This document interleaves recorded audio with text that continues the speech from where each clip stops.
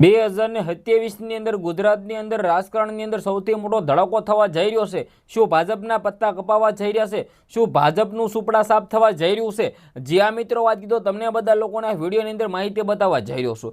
જી આ મિત્રો, વાત કીધો તમે બધા લોકો એવું કહેશો કે ભાઈ ભાજપના સુપડા સાફ કરશે તો કરશે કોણ, એ પણ તમને બધા લોકોના વિડીયોની અંદર બતાવવા જઈ રહ્યો છું। નમસ્કાર મિત્રો, એક નવા વિડીયોમાં તમારા બધા લોકોનું દિલથી સ્વાગત છે। સૌપ્રથમ ચેનલમાં પહેલી વાર આવ્યો તો વિડીયો શેર કરી દેજો, સબસ્ક્રાઇબ અવશ્ય કરી દેજો, જેથી તમારા સમક્ષ આવીને એવી પલે પલની અપડેટ લાવતો રહું। તમે બધા લોકો રેગ્યુલર વિડીયો જોશો પરંતુ સબસ્ક્રાઇબ નથી કરતા, આ વખતે આશા રાખું છું કે તમે બધા લોકો સબસ્ક્રાઇબ કરી નાખશો। હવે તમે બધા લોકો જાણતા હશો કે 2027ની અંદર મુખ્યમંત્રીની ચૂંટણી બસ ગણતરીના દિવસોની અંદર છે। આ ચૂંટણી આવે એની પહેલા રાજકારણની અંદર સૌથી મોટો ધડાકો એવું કે તો પણ ખોટું નથી।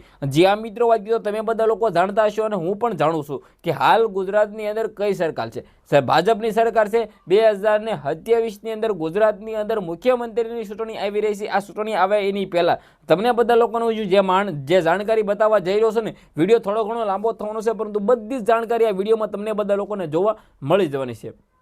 હવે તમે બધા લોકો જાણતા હશો કે જે રીતે મિત્રો, વાત કીધો ગુજરાતની અંદર છેલ્લા 28 વર્ષથી ભાજપની સરકાર બની રહી છે।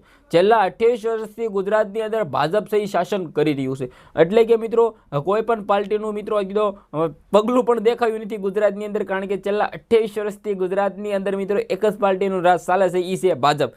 હવે 2027ની ચૂંટણી આવે એની પહેલા મેં તમને બધા લોકોને એવું શા માટે કહ્યું કે ભાજપના સુપડા સાફ થશે? હવે તમે બધા લોકો કહેશો કે ભાઈ નિલેશભાઈ તમે આ શું કહી રહ્યા છો? જે આ મિત્રો, વાત કીધો તેની સામે હું તમને બધા લોકોનો પ્રૂફ પણ કહીશ કે હું આવું શા માટે કહી રહ્યો છું। કારણ કે જે રીતે મિત્રો, વાત કીધો ગુજરાતના રાજકારણની અંદર અત્યારે હાલ મિત્રો, વાત કીધો હલચલ ચાલી રહી છે, ખુલ્લિયા મિત્રો, વાત કીધો ભાજપનો વિરોધ થઈ રહ્યો છે।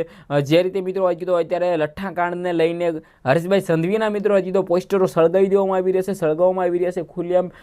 જિગ્નેશ મેવાણી સાથે મિત્રો, વાત કીધો બિજરાજ સોલંકી આ ખુલ્લેઆમ કહે છે કે ભાઈ રાજીનામું આપો, રાજીનામું આપો, હર્ષ સંઘવી રાજીનામું આપો, પરંતુ ભાજપની અંદર અનેકો વિરોધ થયા છે। અને હાલ મિત્રો, વાત કીધો તમે બધા લોકોએ જોયું હતું કે એટલે કે મિત્રો, વાત કીધો જે દિલ્હીના જંતર મંતરની અંદર છે સૌથી મોટું આંદોલન થયું હતું। આ આંદોલનને લઈને ભાજપને ખૂબ જ અસર થવાની છે, પરંતુ એ ભાજપ લેવલે ભારત લેવલે અસર થવાની છે, પરંતુ શું ગુજરાતમાં પણ આની અસર રહેશે ખરી? બિલકુલ રહેશે, કારણ કે અત્યારના મિત્રો વિદ્યાર્થીઓ છે એ ખૂબ જ સમજણા થઈ ગયા છે કે ભાઈ ગુજરાતની અંદર પેપર લીકો થઈ રહ્યા છે। આટલી મહેનત કરી છે, નીટના પેપરો લીક થઈ રહ્યા છે, ઘણા બધા પેપરો લીકને લઈને ભાજપનો વિરોધ થયો હતો, પરંતુ શું ભાજપના 2027ની અંદર સુપડા સાફ થવા જઈ રહ્યા છે? કરશે તો કરશે કોણ?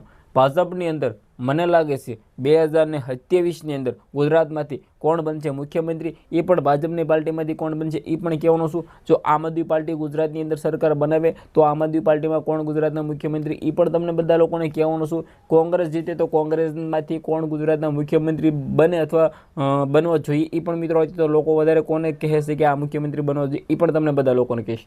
હવે તમે બધા લોકો જાણતા હશો કે ગુજરાતની અંદર 2027ની અંદર મુખ્યમંત્રીની ચૂંટણી આવી રહી છે। આ ચૂંટણી આવે એની પહેલાં મેં તમને બધા લોકોને જે રીતે આગળ કહ્યું કે રાજકારણની અંદર સૌથી મોટો ધડાકો। હવે કોંગ્રેસમાંથી આપણે વાત કરીએ તો જો ગુજરાતની અંદર કોંગ્રેસ પાર્ટી બનાવે, કોંગ્રેસની અંદર પણ જિગ્નેશ મેવાણી જેવા સારા એવા ચર્ચિત ચહેરાઓ છે, ગેનીબેન ઠાકોર જેવા કોંગ્રેસની અંદર ચર્ચિત ચહેરાઓ છે, ઘણા બધા કોંગ્રેસની અંદર ચર્ચિત ચહેરાઓ છે। તો ગુજરાતની અંદર કોંગ્રેસ સરકાર બનાવે તો કોંગ્રેસમાંથી વધારે લોકોની એવી ઈચ્છા છે કે જિગ્નેશ મેવાણી જેવા નેતાઓને ગુજરાતના મુખ્યમંત્રી બનાવવા જોઈએ।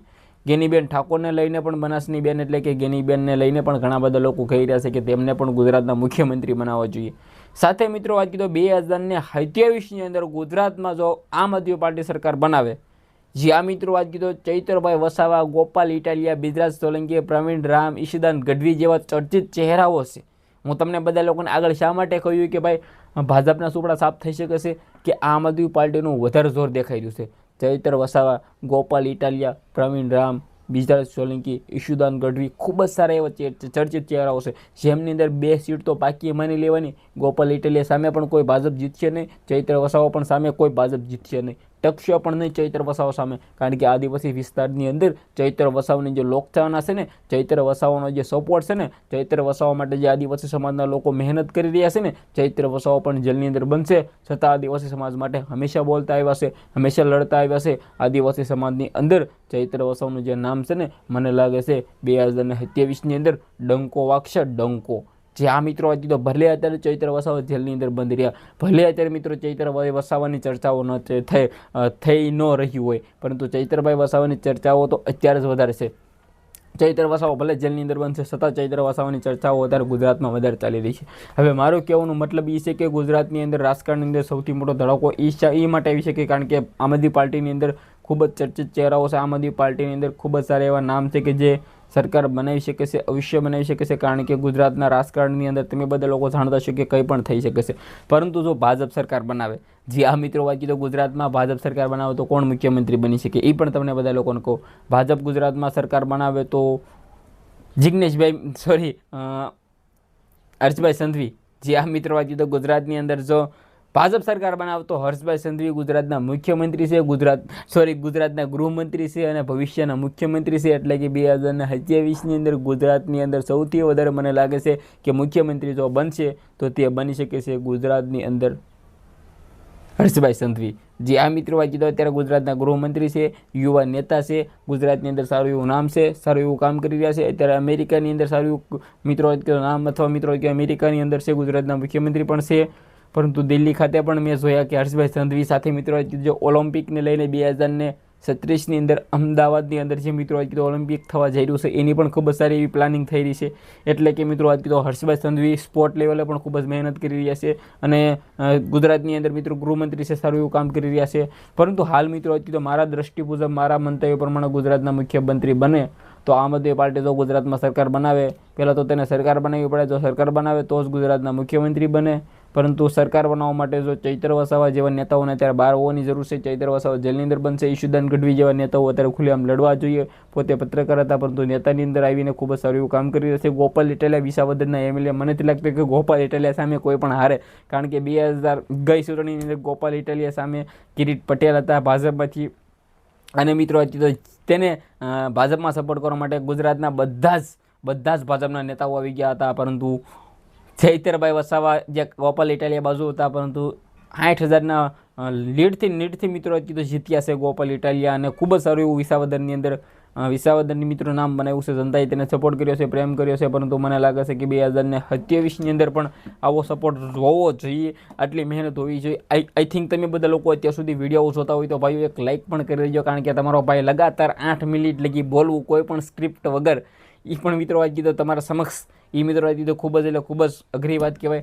પરંતુ ખાસ કરીને જે રીતે 2027ની અંદર મુખ્યમંત્રીને લઈને ગુજરાતમાં સરસાઓ ચાલી રહી છે, આ સરસાઓ એ જોર પકડ્યું છે, તેજ પકડ્યું છે. કારણ કે તમે બધા લોકો જાણતા છો કે ભાજપના અત્યારે મિત્રો વાત કીધો ગુજરાતની અંદર ચર્ચિત ચહેરાઓ ઘણા બધા નેતાઓ સારા એવા છે, જેમની અંદર મિત્રો વાત કીધો મને નથી લાગતું કે ભાજપ ન બનાવી શકે સરકાર. પરંતુ શું આમ આદમી પાર્ટી નેતા છે મિત્રો કીધું બધા એ ભાજપ પર ભારે પડશે તો મને લાગે છે કે સરકાર બનાવી શકે છે આમ આદમી પાર્ટી, પણ એમાં કોઈ શંકાના સ્થાન નથી.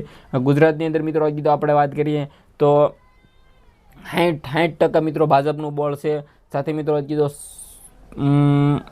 24થી 25% આમ આદમી પાર્ટીનું બળ છે અને બાકી જેટલા ટકા વધ્યા એટલે કોંગ્રેસનું બળ છે. એટલે કે મને લાગે છે કે ભાજપની વધારે જીતવાની સાથ છે. ભાજપ ગુજરાતના મુખ્યમંત્રી બનાવી શકે છે, ગૃહમંત્રી હર્ષભાઈ સંઘવીને બનાવશે એવી મારી માન્યતા પ્રમાણે મને લાગી રહ્યું છે કે ગુજરાતના મુખ્યમંત્રી બની રહ્યા છે.